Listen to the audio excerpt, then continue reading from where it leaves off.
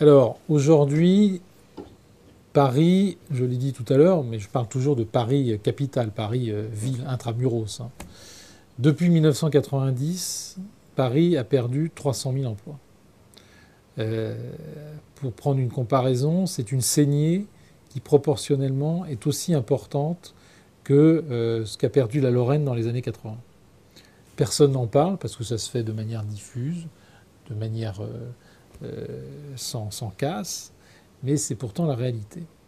Donc Paris perd des emplois, qui sont des emplois d'ailleurs qui ne vont pas tous malheureusement en première couronne ou en Île-de-France. Il y a beaucoup d'emplois qui sont partis à l'extérieur de l'Île-de-France. Donc c'est une perte sèche pour la région. Donc on voit bien que le potentiel économique de Paris s'étiole, diminue. Et d'où cette proposition d'agence de développement économique pour Paris.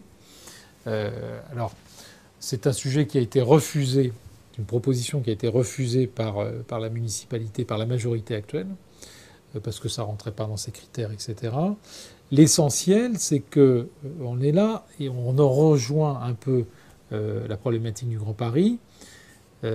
Est-ce que l'on doit renforcer Paris intramuros, notamment en matière économique et en matière d'emploi, ou est-ce que l'on considère que Paris doit devenir une ville consacrée aux touristes, aux musées, un peu comme Venise ou un peu comme Rome, avec la sortie des activités économiques au-delà du périphérique.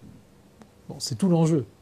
Et ça ne peut se faire qu'avec une réflexion intercommunale, voire interdépartementale. D'où l'objectif de créer cette agence de développement économique qui permettrait de réfléchir sur cette problématique. Est-ce qu'on accepte que Paris continue à perdre des emplois, se dévitalise économiquement? Il y a aujourd'hui quand même 300 000 Parisiens qui vont travailler à l'extérieur. C'est tout à fait nouveau. Et donc qui entraînent des flux, bien évidemment. Et donc des flux en matière de transport, et notamment en matière de voitures, donc de la pollution, etc. Est-ce qu'on continue comme ça, ou est-ce qu'on renforce la structure économique de Paris? C'est tout l'enjeu. Nous pensons qu'il faut renforcer l'attractivité de Paris. Ça veut dire par exemple qu'à l'est de Paris, il faut créer un pôle d'affaires. On a un pôle d'affaires à l'ouest qui s'appelle Paris La Défense, qui n'est pas sur le territoire de Paris stricto sensu, qui est dans les Hauts-de-Seine, comme chacun sait.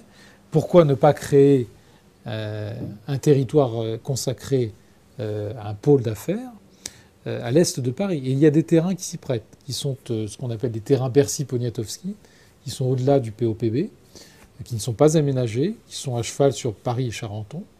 Et ça pourrait parfaitement être un pôle d'affaires à l'est de Paris qui soit aussi attractif que la Défense. Moins développé, moins concentré, mais aussi attractif. Voilà une idée qu'il faudrait développer. Deuxième idée, il y a des terrains, il y a 200 hectares qui sont à aménager également, ce qu'on appelle les terrains de l'Est parisien, sur les franges du 18e et du 19e arrondissement. Là également, moi je propose très clairement qu'on ait un projet structurant qui soit par exemple une grande cité de l'innovation. On a la cité des sciences et de l'industrie qui est juste à côté. Pourquoi pas maintenant lancer une grande cité de l'innovation dans Paris intramuros? Donc vous voyez, tout ça, ce sont des choix qui ne sont pas faits actuellement.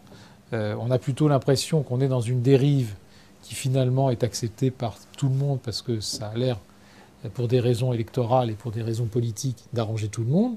Mais c'est un vrai choix de développement pour Paris.